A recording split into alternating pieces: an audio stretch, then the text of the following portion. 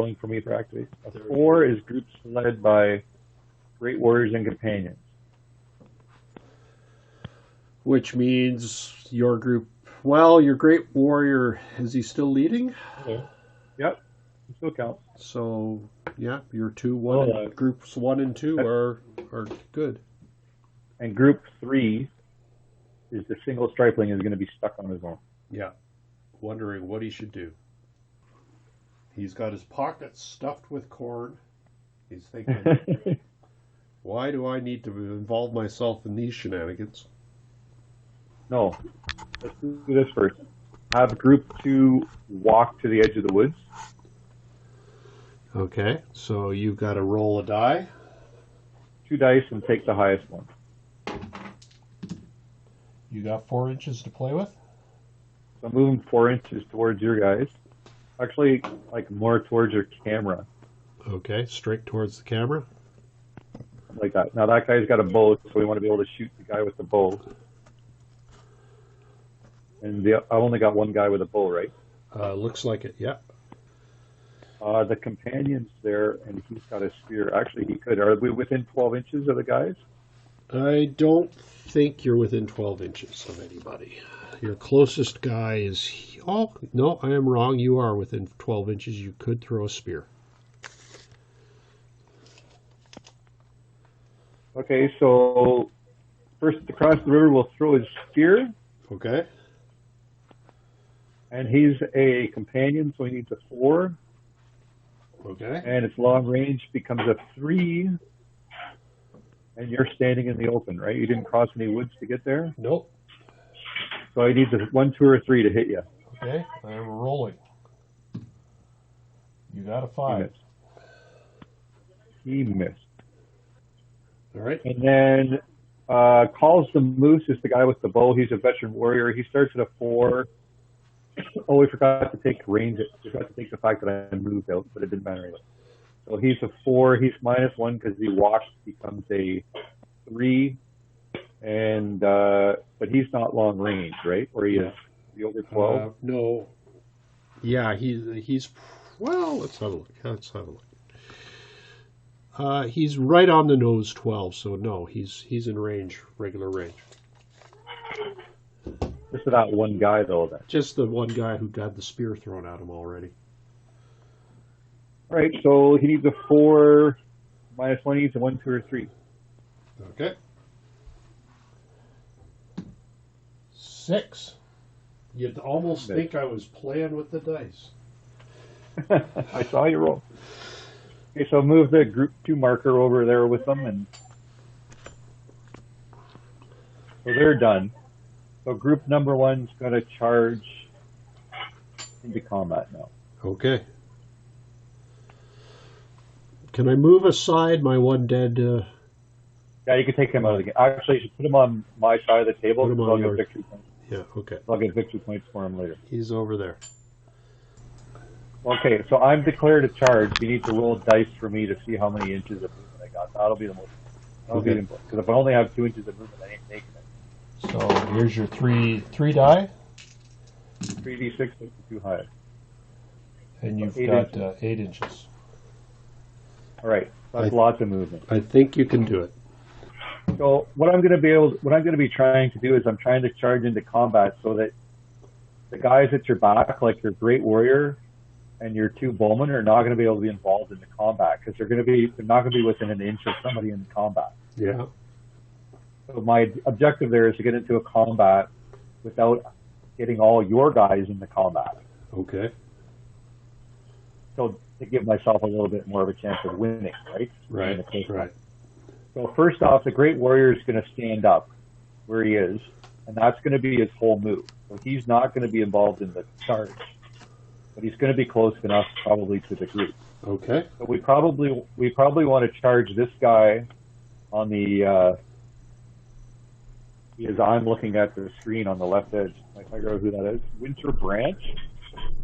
Probably going to charge your healer. Okay. You want to move him, and I've got, you said 8 inches, so he's probably within 8 inches. Easily, yeah.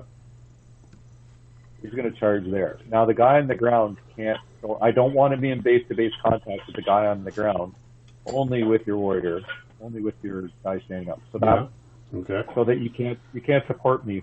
The guy that's fallen down can't support. Okay. Okay. So who's next back there? You got The guy that's turned around. the ducked stripling back. that turned around. So he's just going to turn around and face you. That's his whole move. Okay. It gets rid of the duck back. So who's Right. the guy behind him? The guy behind him with the spear is Last Barefoot. And he's a warbearer. He's a warbearer. So he'll charge into your guy with the bow beside the healer. Okay, that's my other stripling. Is it? Good.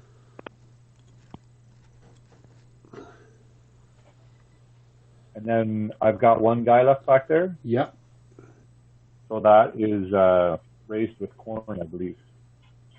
And he's gonna hit the stripling as well. The Or same stripling that I just the said. same stripling that got charged. Yep.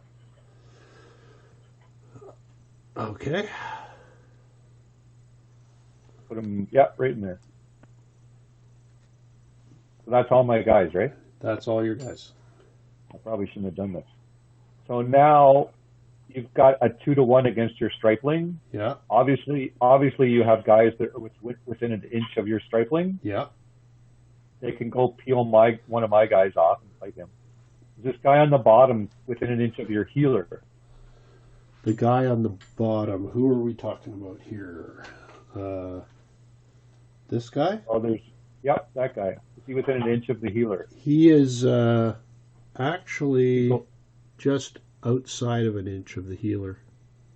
As long as if he was within an inch, he could go help the healer. Yeah, he can't, because this is an inch, this orange strip right here, and that's more than that. Yeah, you're probably right.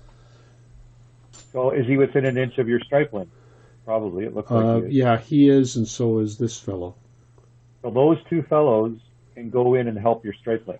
So Okay. one of them will peel off my guy, making it 2 one-on-one fights. Yeah. Yeah, like that. And then the other guy can go in and double up. Maybe I would put him with the stripling, probably. Yeah, for sure. The stripling an extra die. So Now, so the reason why I doubled up on your stripling, because it only allowed 2 guys to go in. If I had charged this guy that you just pulled my guy away from your stripling with, I don't know what his name is. You know, get your pointer with the there. spear, he is My guy with the Last spear. Barefoot. My guy with the use your pointer, just because we're showing other people too, right? Yeah. Grab your pointer, point at my guy with the. So now put it on your guy. Yeah. So because I charged the stripling, he was allowed to pull me off. Whereas if I had just charged him, now one of these other 2 guys in behind, and you pointed the 2 guys in behind him, Yeah. those two would get included in the fight as well. Okay. Right? So that's why I did a double charge on your stripling, knowing that you were going to be able to save the stripling, but I didn't want to have to fight 2 more guys as well. Okay. So that's kind of That's the strategy you were playing with. Yeah. And we've designed the game that way. Yeah. So just because you're outnumbered doesn't mean that you can't go and do a charge and maybe cause some bad things to happen. Now, because if I win this fight, your whole group is affected. I may push your whole group back, Okay. which may not necessarily be, it's a fight. It's like could be bad morale, right? Could be something that's gone wrong, anything like that. So that's the thinking, the design behind it. Okay. I wanted to kind of take a chance to explain that That's to you interesting. and our viewers. It certainly will, once you get more familiar with all the mechanics, that stuff would become second nature, wouldn't it? You'd just start thinking that way. Well, I, as the charger, actually get to choose what fight I want to do first. Okay. So that's the technical. But so that guy that's lying down, just kind of move him an inch or 2 to the side so that we just get him out of the way, because he's not going to take part in the fight. Not that far. I think it's to the side, not to the back. Okay. Anyway, he's there, but just don't break the unit coherency. But he's there, but he's not going to be able to take, because he's lying on his back on the ground. He's not really feeling like fighting. All right. So your guy against my guy against your healer. He is going to be a warbearer. Yeah. I think the advantage of the healer is you'll actually get to pick the card that you want, but you do only have a knife. Yeah. So you're using a secondary weapon. That's going to give me an extra die. But just so you know, you get to choose the card that you want, and you're using the defense cards. Yeah. And I'm going to be taking a random attack card, and that is Winter Branch, I believe. He's got a club. So I'm picking at random now.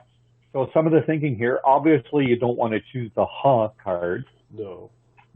And the Taunt card, I don't know, the Taunt card is not a defense. So I'm choosing at random. So you probably want something that's the best for your guy because we have no idea what I'm going to pick. Normally I would, with a club, I would take a bash, but yeah. I'm totally choosing at random.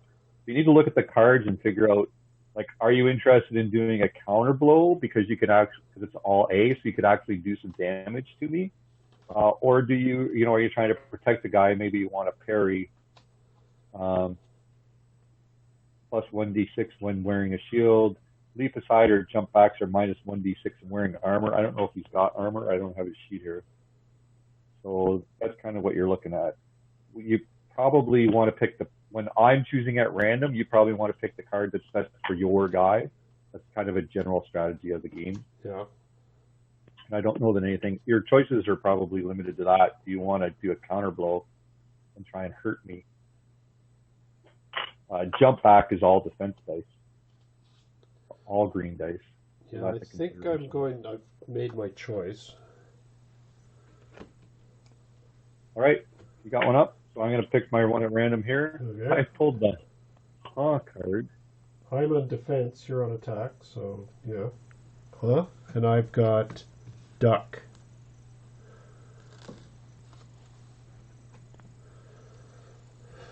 There you go. So 1, 2, it says. 1 is we always read the attacker die first, the defender die second. You get 1. Sorry, I get 1, attacker first. You get 2. So I get 1, then I get an extra 1 because you're using a knife. I'm going to take 1 red and 1 green. Okay. You're going to take 2 dice, one of which has to be green. You can take both green if you want. That's what I'm one doing. Of them has to be green. I'm taking 2 green. So go ahead and roll. Yeah. So there's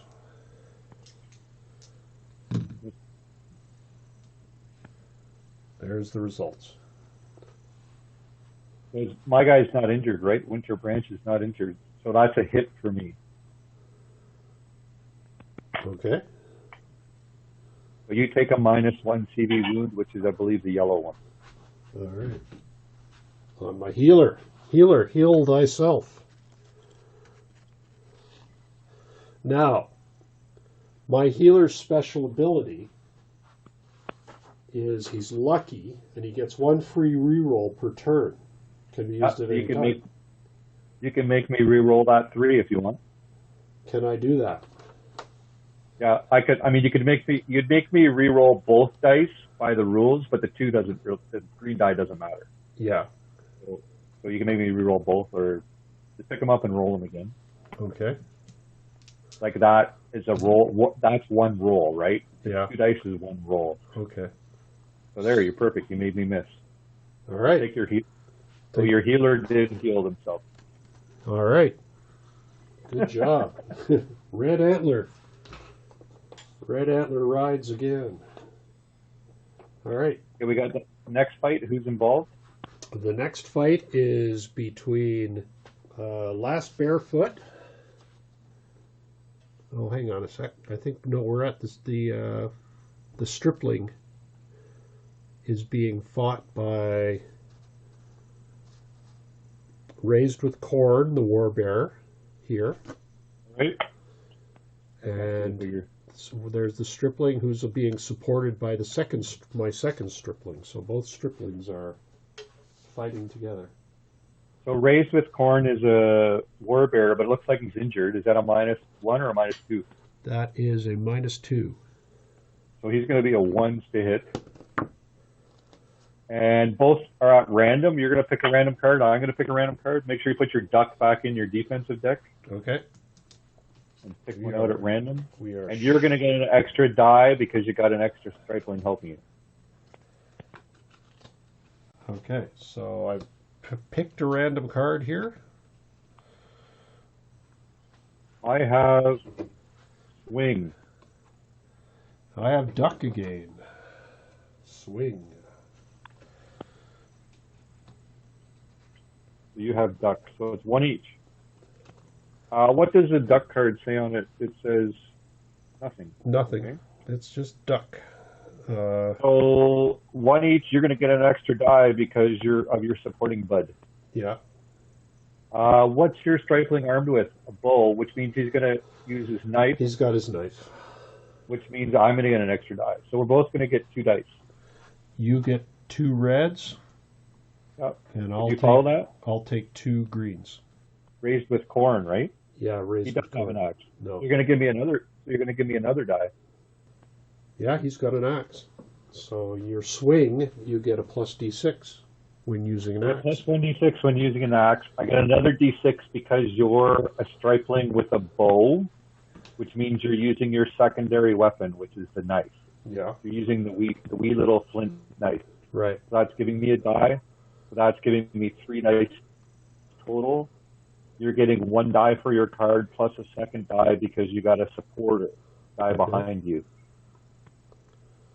Okay. All right. So we're ready to So go. you're looking for ones and twos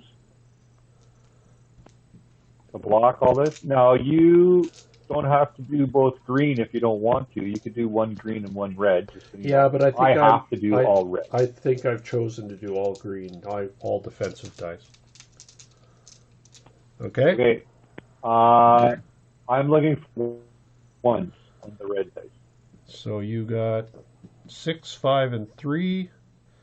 I got 6 and 3. Okay, so nothing happens. It's a standoff, but it says if you get more 6s than successes on multiple dice, you're in trouble. Okay, if either figure, this is on page 45 in the rulebook, if anybody wants to look, if either figure in the combat rolls more 6s than successes, it slips and falls down. If he rolls all 6s on 2 or more dice, he slips and falls down and drops his main weapon. If he's an archer, it's his bow, he keeps his secondary weapon. All right, so my guy slips and falls down and drops his weapon. Okay. So he's Sorry. facing up and he's dropped his weapon. Sorry, no, he doesn't drop his weapon. Oh. He'd need 2 6s. I would have to roll box cards to lose the weapon. He just Okay. slips and falls down. All right. So this is how you could capture a stripling in combat. Because if you won this, you might get that guy if Yeah. you win this fight Yeah. without any damage to him. All right. So now we're on to our Final fight, which is basically a one-on-one between. You've got Last Barefoot closing in on my Silver Deer. So Last Barefoot's a warbearer with a 3. Is he wounded? I believe he's wounded, right, Bob? Yeah. Yeah, he's got a -2 CV. So he needs ones. You're just a warbearer that's regular, that's not hurt. Yeah. Okay, so we're both going to pick cards at random. Okay. So throw your duck back into your deck and shuffle them up. All right. Picking one up. You don't have that on your screen. Okay. Mine says taunt. And mine says Perry. This is the first time it's happened. So the taunts only take effect between key characters. Key characters are Great Warriors, Companions, Healers, Shamans. If you had key characters involved, those yellow boxes off to the side would be taken into effect. So as you can see, if we had a taunt against a parry, in the thing it would say +1 OP. So if this had been a Great Warrior against a Great Warrior or a companion against the Great Warrior or something like that, +1 OP would count. So that actually helps you in the campaign game, and it helps you to determine who's going to win the fight. So I'd actually get +1 towards winning the fight if that were the case. However, that is not the case right now because these are both basic characters. All right, so now you're fighting. Sorry for the confusion there. You're fighting Rain Dancer, Okay. it's just a Warbear. This is Warbearer versus Warbearer. Right. So we talked about what the taunt does for the OP, so we're actually not worried about that because that doesn't take effect. So I just wanted to take a chance to explain it. Yeah. If we look at the parry card, it says attacker gets 1, or we look at the card, the attacker says parry against the parry, attacker gets 1 die, defender gets 2. So I'm gonna get 1 dice for a 1, and it has to be attack. It has to be an attack. Okay. Now my card says 1A.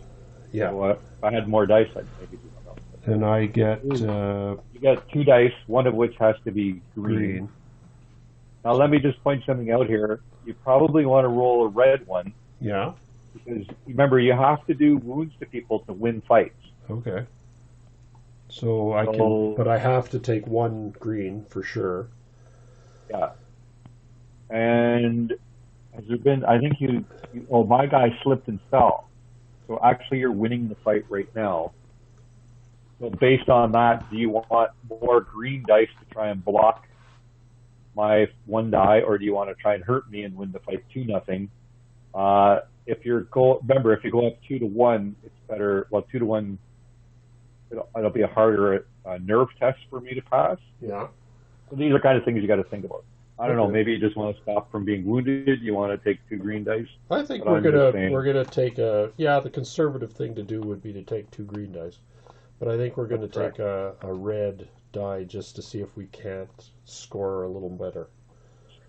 Your last barefoot is already on a -2 wounds. I need a 1. So I'm going to give you the black die. Okay. Which represents your 1 red die. Yep. And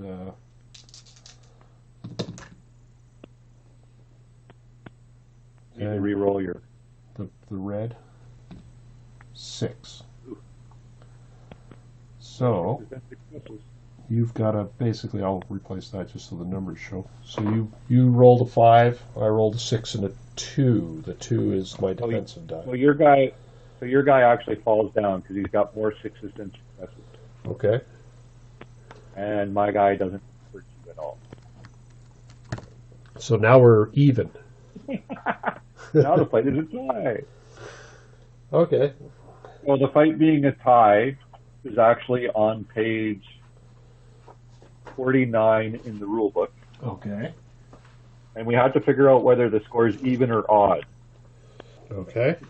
Nerve points are tied, and neither side has won the fight. Check the nerve point total for each group. If that number is even, the fight continues. Odd, both sides withdraw. So the score is 1-1. So the point is 1, which is odd. So both sides withdraw 2 inches from the spot of the close combat. They may take their wounded with them if they can. Each fallen down figure requires a standing figure to carry them away. I think we both have enough figures. So we're basically going to be 4 inches apart. Okay. So if you want to just pull everybody 4 inches apart from each, you're going back 2 and I'm going back. All right. Basically they ran forward,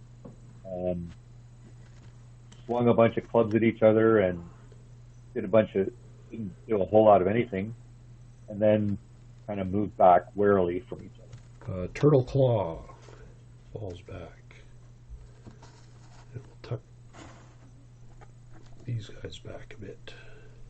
Get some of the lichen out of the way.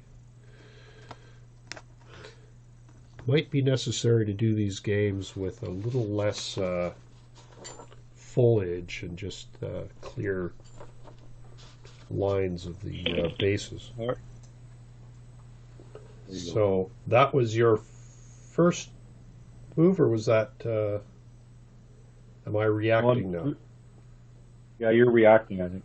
Group Okay. number 2, they're saying group number 1 charged, so you're reacting, and you're all one group, right? Yeah. So my reaction is going to be just shooting bows. Okay, so You're reacting. I'm reacting, so I'm going to have to roll on the reaction table. You're going to make a dice roll for less than your. I assume your My Great Great Warrior. Warrior is present, so it's going to be 4 or less.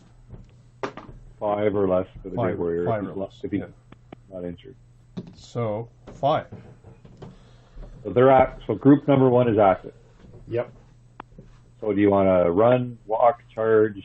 We're going to stand where we are in a rather aggressive stance, and we're going to fire our bows. We have 3 bows. Okay, so first off, the guys that are down the ground can stand up, and that would be their whole move. Okay. You don't have to roll for that. That's part of their movement. Now, if you were running the rest of the guys away, they'd be able to stand up where they are, so they'd create a separate group or whatever. But you're just leaving everybody stationary. So it doesn't matter. You actually have 4 bows. 1 stripling has a bow as well. If the guys that just stood up can't fire or melee or anything like that, right? Yeah. But none of the stripling wasn't on the ground, I don't think. Good. And the other 3 bowmen weren't on the ground as well. Well, I believe one's a veteran warrior. One is a veteran warrior. The other 3, 2 are warbearers and 1 is a stripling. So you're going to need 3 different colored dice. Okay. And you're remaining stationary. Am I in concealment still, or have I come out of those woods? You fell back into the woods again. So your only modifier is going to be -1. -1, so. Well, except you're reacting. That makes it -2. All right. So your stripling can't hit. So discard the stripling's dice completely. Your companion needs a 1 or a 2, and your 2 warbearers need 1. All right. The companion has the red die.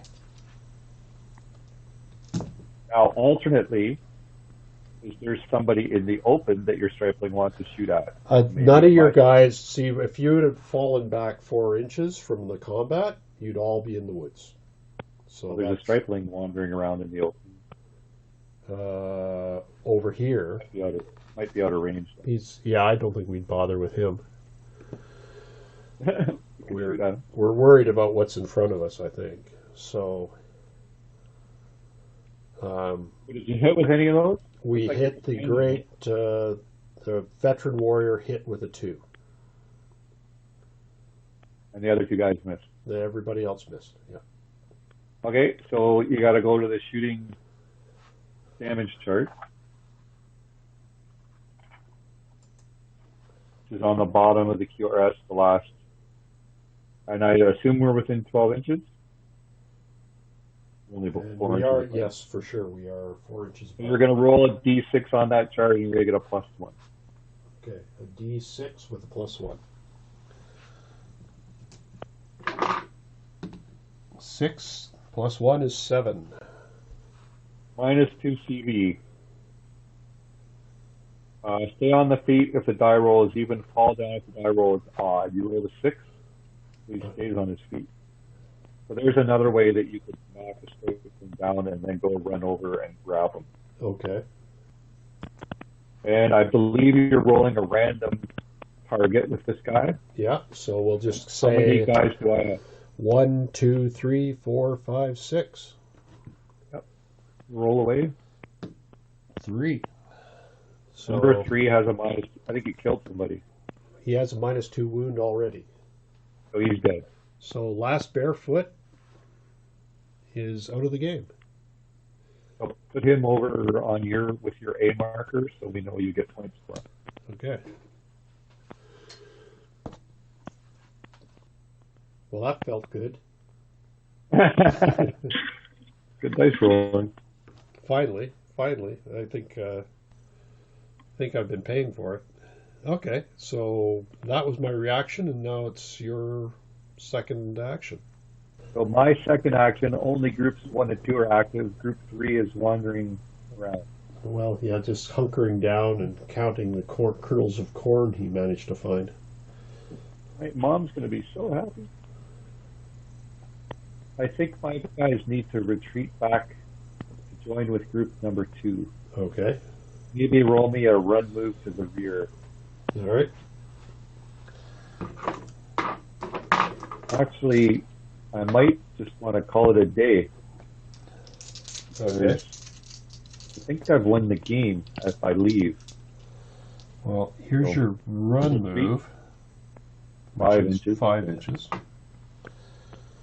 I guess they're going to try and fade back into the woods so that they get concealment. So just straight back into the woods, Kind of back on an angle like towards here. along the woods. Yeah, because I try to get them together with the other group. But Okay.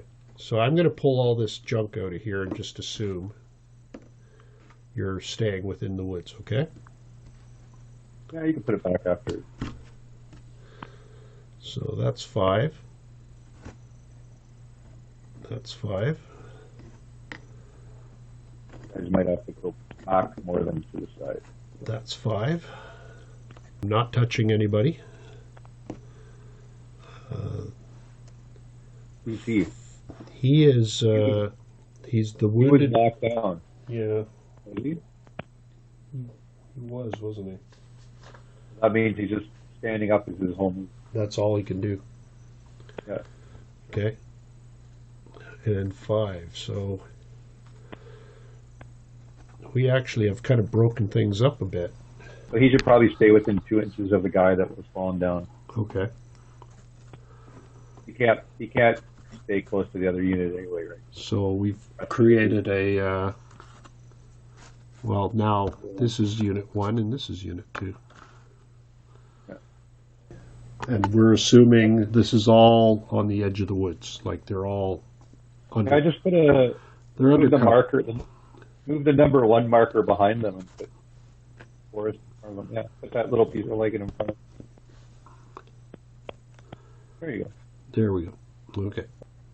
So that was my second action. You're the active player. Okay, so let's do my activation roll. I think this is the end of turn 3.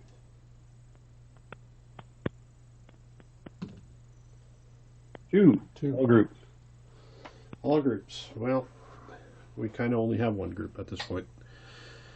So, I guess we want to try to finish you off as best we can before you get away.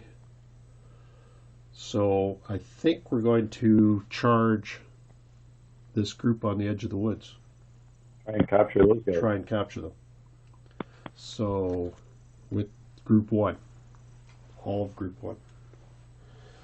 Below your we might leave our bowmen over here behind. Well, they could shoot before you charge in. Yeah. But you got to make the die roll first. For the They charge. can remain stationary. We got to make the die roll for the charge. So yeah, they'll stand back, and the other warriors. Well, we'll do the bullfire first once you roll the dice. Yeah, yeah. I'm going to leave the bullfire the first. stripling bowman is also going to stay behind, I think.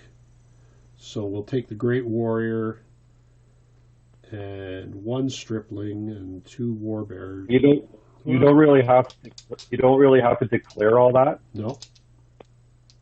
You can kind of progress it through as a turn. Your declaration. We're not holding you Yeah. your feet to the fire if you don't do exactly what you don't want to do. Yeah. So the only thing you have to declare at this point is I'm charging the 2 guys in the woods, and then Okay. you roll your dice, That's what I'm doing. and then we work through it. So that's 10. You got lots of movement.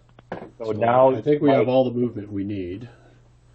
So my suggestion is you fire the bows first, and then charge with the guys. Because if you could do it in the other way, you charge with the guys, they might kill everybody, and then the bows won't have anybody to fire at. If that's Yeah. what you're thinking. Okay. So we'll fire. In this situation, it might not matter because maybe you don't want to fire your bows at those 2 guys because you'll kill them, and you won't be able to charge them. You might want to fire your bows at the other group. So, but that's I think we'll fire at these guys. I think we want to concentrate on these 2 guys, is trying to get our point score back up a little bit. But my whole point by telling you this is that if you do the charge first before the bullfire, then they don't get to shoot their bows until after the combat's over. So we'll go through all the cards, because once combat is joined, you stop the game and you go into the cards. Yeah. So it's important for you to figure out which way you want to do it. That's my whole point. Well, I'm I'm not I trying to get tell you which way to do it. no, but I'm thinking firing the bows first is the logical thing to do under this circumstance. No. Well, the only thing I can say there is if you do the charge first, then you get to see if the charge kills these two guys, then you can fire the bows at the other group. Yeah. If you don't kill these two guys and your charge gets repulsed for some crazy reason, then you can fire the bows and maybe finish them off. Yeah. So that might be the reason to go the other way. No. But by firing the bows first, you soften them up. If you're firing at group number 2, I'm all for kind of picking a Up to target you. and softening them up, and hopefully doing as much as I can to them, and getting them out of the game. Firing these 3 bows because the stripling couldn't hit anything anyway. well, the stripling's not going to have the -1 now because he's not reacting now. He's active. He's active, so he gets a 1. Because he's going to be a 1 Okay. now. So he's actually worthwhile throwing. Okay. So the black die will be the veteran. The red die will be the 2 warbears. I assume you're still under 12 inches, which Yes. means you're only going to be a -1. Yeah, very much. Yeah. So Whatever your CV is, -1. and the stripling is at a 2, so his is the green die. So here we go. So the stripling misses. Oh, jeez. Everybody misses. You rolled a 10. So we'll come in, Great Warrior on the unwounded guy, supported by another.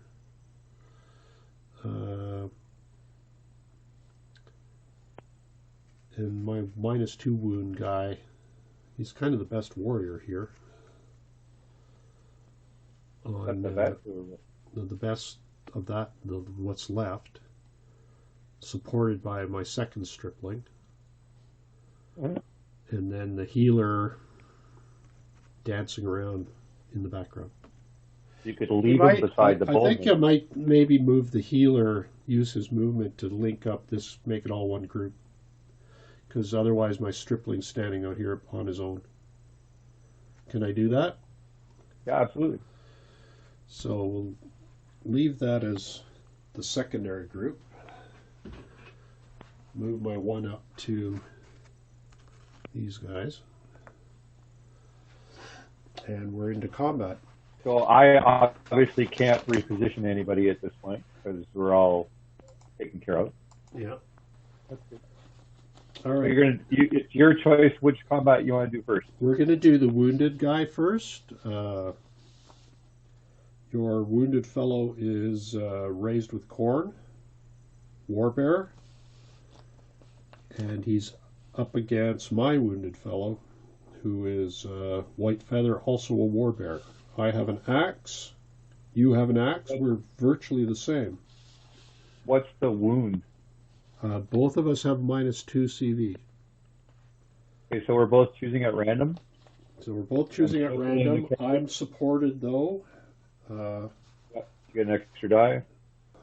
We're choosing at Gonna random. shuffle up and- I'm shuffling. I'm placing a card. Okay. I've got Perry, You've got parry, and I've got cut and or jab. he does have a shield. So plus 1d6 when using a shield. You have cut. So we're 1-1 to start. Each of us get 1 die to start. Yeah. I get +1 when using a shield, so I'm up to 2 dice. One of them has to be green. Okay.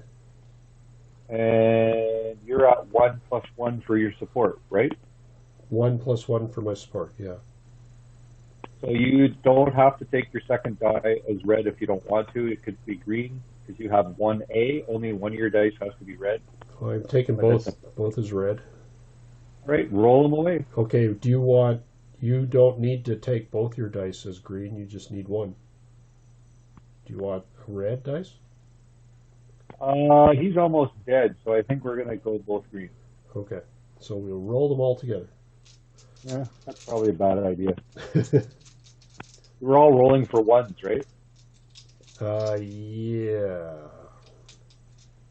That's okay then. Let's do that. All right. Ooh, I blocked one. And I got a 6, so I tripped. Yeah, more sixes than successes, you fall down. So, yeah. So my wounded guy is back on his butt again. Well, you know, there was some blood in that woods that he slipped on. Yeah. There's a lot of fighting going on right there. All right. Well, you did well there. All right, so the next one, you're a great warrior. You're going to get to choose your card. Yeah. And what am I? I'm a warbearer. I can't see the figure. The figure you have is... Oh, that's Winter Branch. Winter Branch, and he is a warbearer with a club. And he's not injured? And he's not injured. So he's choosing at random. So you get to choose what you want. Do you still have your spear? You threw your spear, No, I didn't you? threw my spear. I just have my club left. So the best thing for you to pick is going to be a bash. However, you also have Serpent Blade plus 1d6 with a lunge, so that would get you an extra die as well if you wanted to go that route to try and fox me. But you don't really have to try and fox me because I'm just picking a random. Yeah, yeah. All right, I've chosen my card. Okay, coming up. All right. It's a counter blow. And a bash. So, find your counter blow. There you go. It's one each. Mine's red, yours red. We're both And red. I get a you get support. You get an extra die for your support. Yeah. And you get another extra die for your club. All right. I'll give you the black die, yeah. All right. Ready? Yep. All right. 1, 6, and 4. So you needed fives, right? I needed So 5s because it's a warbearer. You killed me. I killed you? So I yeah, so you knock him over or I'll take him over to your side. We're gonna count the points up. So remember, that's a gory death. Yeah. But you've obviously won the fight because you did a 3. So if you want to go through that nerve points chart. 3 wounds caused. Wounds caused. We did 3. Opponent falls down. Well, when we killed him, he fell down. So 4. And it was a gory death. It was a gory. It was 5. Wound is 5. And then was the wounded or gory wound or knockdown warrior a great warrior, a companion, or a strikeling? No, he was just a warbearer. And there was no taunt. There were no taunts. So that's 5 for you. And one of your guys slipped and fell down. That gives me 1 point. Yeah. So 5-1. So go to the blue box underneath the Flint and Feather quick reference sheet 2 words. The losing player now makes a nerve test. He must roll against the CV of the best warrior left standing. Right? Ratio less than 2 to 1. Roll less than CV to pass. Ratio is 2 to 1, then roll less than CV 1 to pass. Ratio is 3 to 1, then roll less than CV 2 to pass. CV minus 2. CV minus 2. Minus 2. What's the ratio? 3. It's 5. 3 to 1, no? Yes, it's 5-1, which is better than 3-1. Yeah. I mean, the worst. So it's CV minus 2 to pass. So you need to roll a die 6 for me. I have a guy left. Who's got? Is he wounded? My guy that's left, is he wounded? He's wounded. He's minus 2 CV. What's his CV? It started as 3, I believe. Let's just double check that. Yeah. But he starts. Yeah. It's So raised with corn. He started with a 3. He's down to a minus 2. He's down to 1. He's got 1 left. And then he's got, the ratio is 3 to 1, so he's another -2. So he's at -1. Correct? Yeah.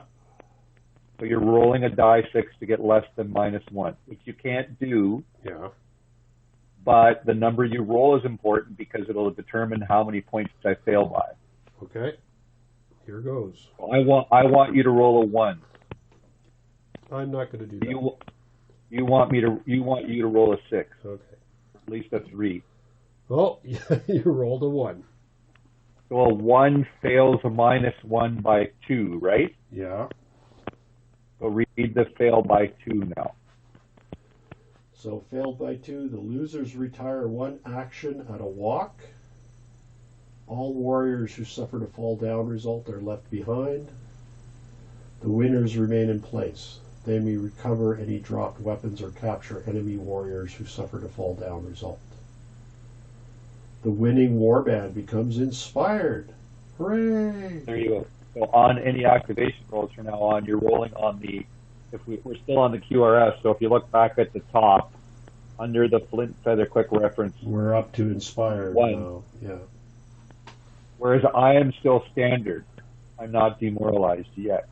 Okay. So I'm retiring at a walk, and you're standing there, right? Yes. And you are right here. So So roll a walk move for me, please.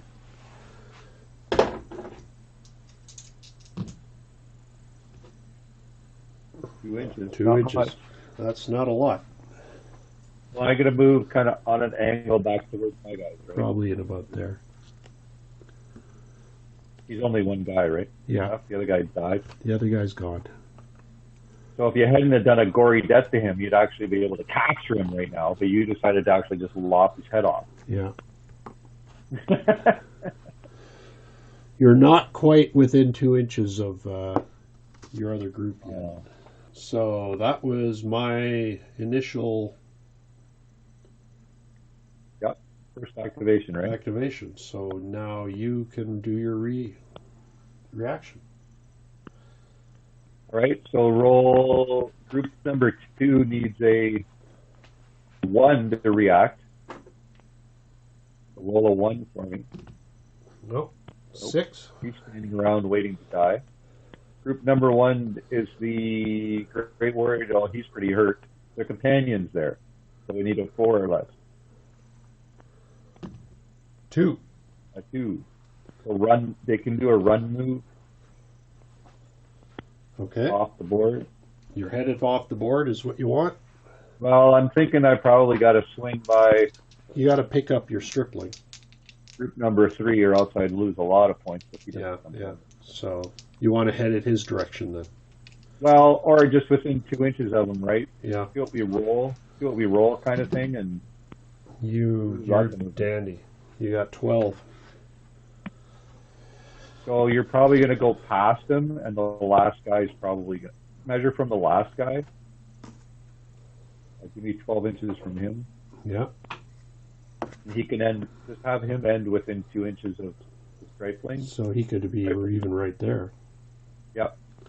And then just put everybody else. That's your wounded great warrior. Everybody else in front of him, right? Because they'll go further than that, right? Yeah.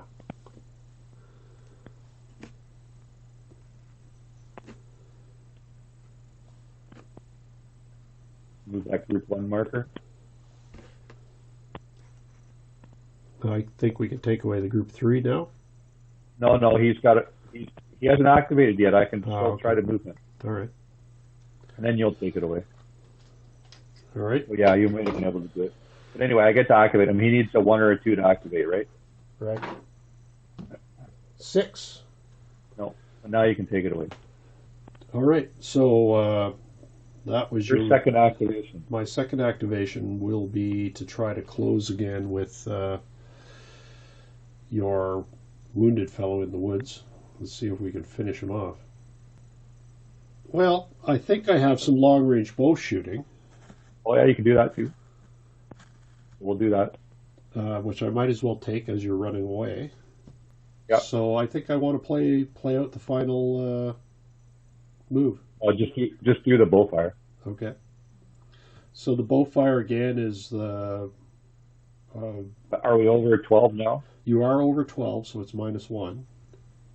That's going to be it, I think, because I'm out of concealment. So the veteran warrior is 4, and the other two have Stripling 3. can probably hit. Your Stripling can hit 2 with a 1. If he's within 24, let me measure. So it's 3 for the veteran warrior, 2s for the warbearers, and 1 for the Stripling. Okay, the stripling is within range. Because you're -1 on you're -1 CV on all of them. So the veteran warrior is black, the warbearers are red, and the stripling's green. And the stripling, that's 3, looks like 3 hits. Yeah? The 3's a miss. Oh, the 3's a miss, that's right, -1. So the Stripling hits. Yep, he does. He will be sure to go home and tell his mother how he did well. Yeah. feathered the fleeing enemy. Yes. So we now determine who's received the hits. You could roll each of those dice again. Is there more than 6 guys? There is 7 guys. Let's roll 1 through 6. Okay.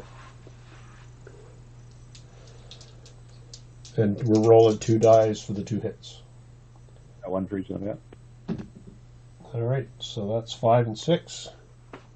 You were aiming for the end of the column. It looks like we were. So that's, I would assume. So number 5, we could roll them again. Number 5 and number 6. Number 5 is the green die.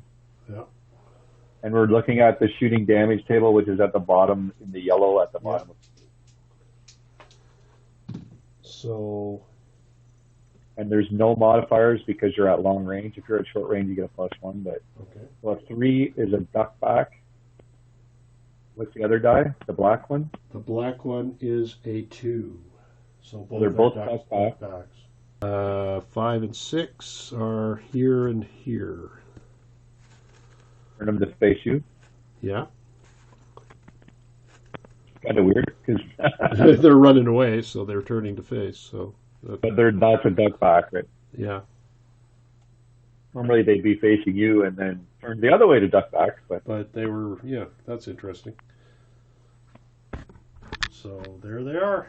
That's about all we did. Well, then move your other guys around. Move your other guys into the woods and kill my guy. All right. It's a great warrior and a support. And can you have more than one Yeah. support? Yeah, can have up to 3. All right. So that's 2 supports and a great warrior. Well, I just do that. The only reason why I say that is because we're teaching the game, right? Yeah, yeah. So that was 10. So they did it. So you're using your great warrior, so he gets to pick the card that he wants. Yeah. You're going to be doing the lunge or the bash, I would think. And I'm picking a card at random. I'm shuffling. I'm picking a card. The worst of situations, I pulled the card. You got the hot card? All right. I took bash again because I've got a club. We've got so 4. Yeah. They're all red. And then you've got 3 supporters. And plus 1d6 for using a club. Yep. And plus 2 support. So, Yep, roll those. And I get 1 green die. And you get 1 green die. So that's 6, 5, 2 6s. Oh, you broke your weapon. 5, 3, 3, 3, and 4. And your 1 green die is a 6. So if you roll more sixes than successes, we're not worried about that because you did get 2 6s, but you got way more successes because everything else is a success. Yeah. As you had to roll 5 or less. Yeah. So you did 5 wounds to me, and I failed to block any. So I am a blood spot on the ground. You like lopped my head off and ripped my heart out at the same time. You know, we really had nothing personal against you. Apparently you did. Mogwa's got nothing on you. You're on. All right. So that would be it, I guess. So I need a 4 or less to activate. Yeah. 3. They run off the board, except for the 2 duckback guys. They turn around. So everybody else is off the board. Well, you'd have to roll, but We'll assume.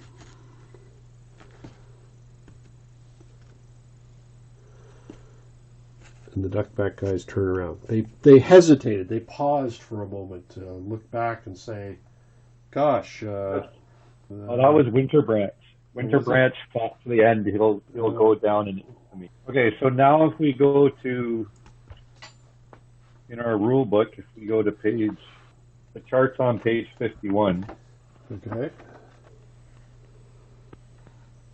Okay, so victory table. You're going to have to look over at what's over there. Who are we going to do first? Your guys. Let's do your.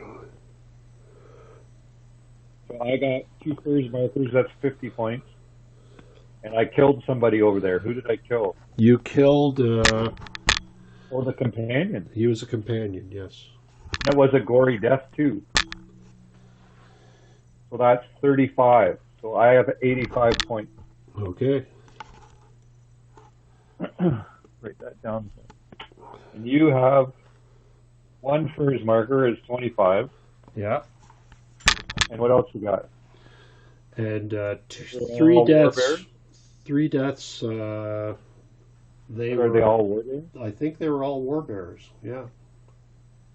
So 3 killed warbears is worth 30. So 10 each, as you can see from the table. And wasn't one a gory death? So that's worth 15. So it's 20 and 15 is 35. So you have 35 plus 25 is 70 points. Well, even though it doesn't feel like it, I won the game. Yeah. Well, you wrote the rules, so, you know, I would expect it to skew in that direction. But there you could see the value. That's why we put we were talking about at the beginning, the first markers in the game. They can make a pretty big difference, yeah. You could see how it affected the game because I sent the companion over to get the first marker F. It divided my forces up. So it made me, my group that moved forward, that got into close combat with you, wasn't as effective as your guys because you were able to go grab the first marker, but then make it back and get your groups together and cause me more damage in close combat. Okay. Which kind of makes sense. And you killed 3 guys. So you did a total of 9 wounds. I only killed 1 of your guys and did 4 wounds total. So you can see how by going after the first marker, I think it changed the outcome of the game. Yeah. If you had killed somebody that was worth more points dead, you're only killing. You could see the importance of a dead warbear is actually worth less than the first marker. You know, which is the way it's for points balance. Yeah. And it shows you the time, like they were bringing that food back and stuff was important to them. Yeah. So, yeah, that's interesting. If I'd have just sent one stripling off to gather another furs marker, maybe I'd changed the outcome. That, or if you'd only sent 1 guy over to get that first marker, you would have had even more guys to beat up on me. I didn't have not as many guys off. Yeah. As well. So, okay. There you go. Well, that was fun. I enjoyed that.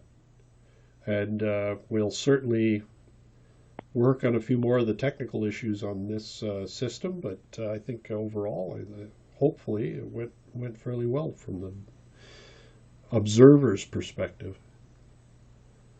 And and we hope you had the opportunity to watch and learn how to play and learn the rules a little bit. We tried to be comprehensive in looking at the QRS and showing you where things were.